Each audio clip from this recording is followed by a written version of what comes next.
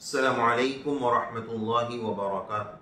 محترم ناظرین و سامعین، اس وقت اسلامی کیلنڈر کا جو مہینہ چل رہا ہے وہ ذوالقعدہ ہے، یعنی اسلامی کیلنڈر کا سیکنڈ لاسٹ مہینہ۔ اسلام میں جو 4 مہینے عظمت اور احترام والے ہیں، جن کو اشہر حرم کہا گیا ہے، یہ ان میں سے بھی ایک مہینہ ہے، اور نمبر 2 اشہر حج کے جو مہینے ہیں یہ ان میں سے بھی ایک مہینہ ہے۔ اور اس وقت عشاق کے قافلے بیت اللہ شریف کی طرف حج بیت اللہ کی سعادت حاصل کرنے کے لیے رواں دواں ہیں۔ ہر مسلمان کا دل اس سرزمین پر پہنچنے کے لیے دھڑکتا ہے، تڑپتا ہے، پھڑکتا ہے اور اس کو طلب ہوتی ہے۔ اسی وجہ سے کہا اجازت ہو تو آ کر شامل ان میں بھی ہو جاؤں، سنا ہے کل تیرے در پر ہجوم عاشقہ ہوگا۔ اسلام کا پلر، اسلام کی بنیاد جن 5 پلروں پر ہے، جن 5 ستونوں پر ہے، ان 5 اہم ستونوں میں سے ایک اہم ستون اور ایک اہم ترین پلر حج کی عبادت ہے، جو صاحب استطاعت مالدار مسلمان پر فرض ہے۔ اللہ تبارک و تعالی نے سورہ آل عمران میں فرمایا وَلِلَّهِ عَلَى النَّاسِ حِجُّ الْبَيْتِ مَنِ اسْتَطَاعَ إِلَيْهِ سَبِيلًا، یعنی جس کے پاس سفر کے آنے جانے کا خرچہ ہو اور سواری کا انتظام ہو، وہاں رکنے کا خرچہ ہو، اپنے گھر والوں کا ضروری خرچہ دے کر جانے کی طاقت ہو، ایسے صاحب استطاعت مسلمان پر حج فرض ہو جاتا ہے۔ زندگی میں ایک مرتبہ حج کرنا ہر صاحب استطاعت مسلمان پر فرض ہے۔ اس کے باوجود اگر کوئی مسلمان حج میں ٹال مٹول کرتا ہے، حج نہیں کرتا ہے، درا حالے کہ وہ اسی حال میں دنیا سے چلا جاتا ہے۔ اللہ تعالیٰ نے آگے جو حرف استعمال کیا، جو جملہ استعمال فرمایا وَمَن كَفَرَ، یہ نہیں فرمایا وَمَن لَمْ يَحُجْ، جس نے حج نہیں کیا، جس نے حج کا انکار کر دیا، بلکہ ایسے شخص کے بارے میں اللہ تعالیٰ نے کفر کی تعبیر استعمال فرمائی فَإِنَّ اللَّهَ غَنِيٌّ عَنِ الْعَالَمِينَ، اللہ تعالیٰ دنیا جہاں سے بے نیاز ہے، اس کو ہماری عبادت کی ضرورت نہیں، ہمیں عبادت کی ضرورت ہے۔ اور اسی بات کو حدیث پاک میں رسول اللہ صلی اللہ علیہ وسلم نے ایسے شخص کے بارے میں فرمایا ہمیں اس کی کوئی ضرورت نہیں ہے۔ ایسا شخص چاہے یہودی ہو کر مر جائے یا نصرانی ہو کر مر جائے، یعنی ایسے شخص کا اسلام سے کوئی تعلق نہیں ہے۔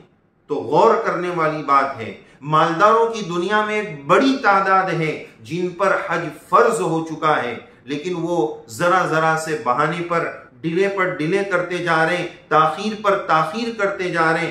بعض لوگ یہ سمجھتے ہیں جب تک گھر کے تمام بچے بچیاں سیٹل نہ ہو جائے، سب کی شادیاں نہ ہو جائے، سب کا اپنا اپنا پرائیویٹ بزنس نہ ہو جائے، تب تک ابو جان اور دادا جان حج پر نہیں جائیں گے۔ بعض لوگ بولتے بھی ہیں یہ کوئی حج کرنے کی عمر ہے، حج تو بڑھاپے کی عبادت ہے۔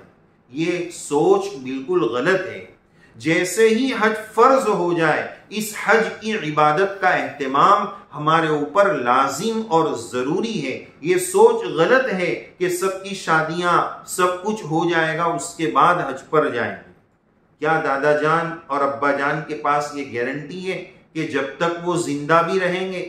اسی سال کی بات دیکھ لو، اس سال گورنمنٹ کا قانون ہے 65 سال سے ایک دن اوپر بھی اگر کسی کی عمر ہے تو وہ اس سال حج پر نہیں جا سکے گا۔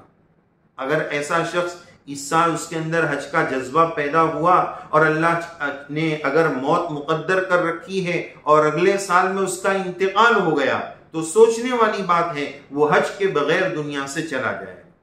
بعض لوگ یہ سوچتے ہیں کہ میرے ابا امی جب تک حج نہیں کر لیں گے تب تک میں کیسے حج کر سکتا ہوں؟ تو پھر یہ بھی سوچنا پڑے گا جب تک ابا امی نماز نہیں پڑھیں گے میں بھی نہیں پڑھوں گا، جب تک امی ابا کا روزہ نہیں ہو جائے گا، زکوٰۃ نہیں ہو جائے گی، میں نہیں کروں گا۔ بھائی ان کے فرائض ان کے لیے ہیں، ان پر اگر حج فرض نہیں ہوا، بچے پر صاحب استطاعت ہو جانے کی وجہ سے حج فرض ہو گیا تو اس پر کرنا لازم ہے، چاہے امی ابا نے نہ کیا ہو۔ بعض لوگوں کو شیطان یہ دھوکہ دیتا ہے کہ میں تو گندا ہوں، سراپا گندا ہوں، بہت گنہگار ہوں، میں ایسی پاک زمین پر کہاں جا سکتا ہوں؟ یہ بھی ایک شیطانی دھوکہ ہے۔ بھائی واشنگ مشین میں ہم دیکھتے ہیں صاف کپڑے کو، دھلے ہوئے کپڑے کو دھونے کے لیے نہیں ڈالا جاتا ہے، واشنگ مشین میں گندے کپڑے کو ہی دھونے کے لیے ڈالا جاتا ہے۔ تو مجھے یقین ہے اپنے بارے میں کہ یہ گنہگار بندہ ہے، تو میں بھی اس نیت سے جاؤں کہ وہاں جا کر میں بھی بیت اللہ کے ارد گرد طواف کعبہ کرتے ہوئے گھوموں گا، جیسے کہ گندا کپڑا گھومتا ہے اور اس کی گندگی نکل کر صاف ہو جاتی ہے، پانی اس گندگی کو بہا دیتا ہے، تو میں بھی جب بیت اللہ کا طواف کروں گا اللہ تعالیٰ میرے گناہ کو بھی دھل دیں گے اور میری گندگیوں کو بھی صاف کر دیں گے۔ تو یہ شیطانی دھوکہ ہے، اس دھوکے سے بچنے کی ضرورت ہے۔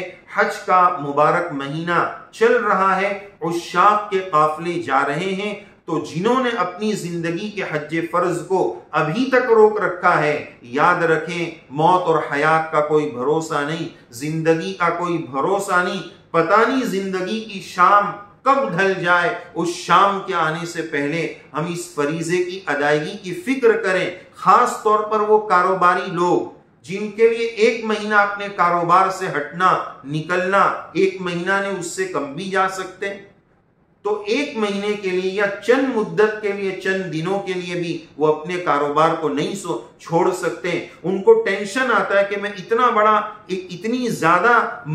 زیادہ مال کما لیتا ہوں، اگر ایک مہینے تک نہیں جاؤں گا، ایک مہینے تک کاروبار سے دور رہوں گا تو میرا بہت بڑا لاس ہو جائے گا۔ یہ دنیا کا لاس برداشت کر لیں، آخرت کا وبال اور عذاب بہت بڑا ہے، اللہ کی ناراضگی بڑی خطرناک ہے۔ یہ اسلام کے بنیادی اصولوں میں سے ہے۔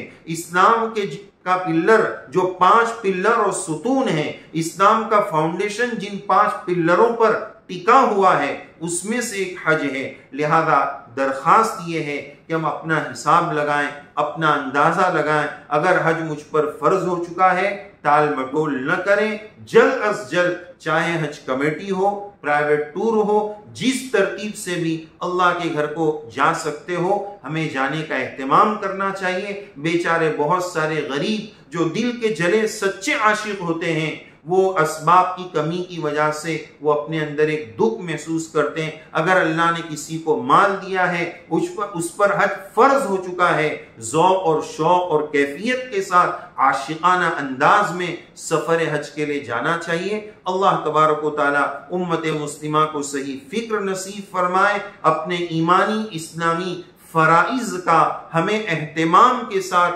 اس کو بجا لانے کی توفیق سعید نصیب فرمائے، آمین یا رب العالمین۔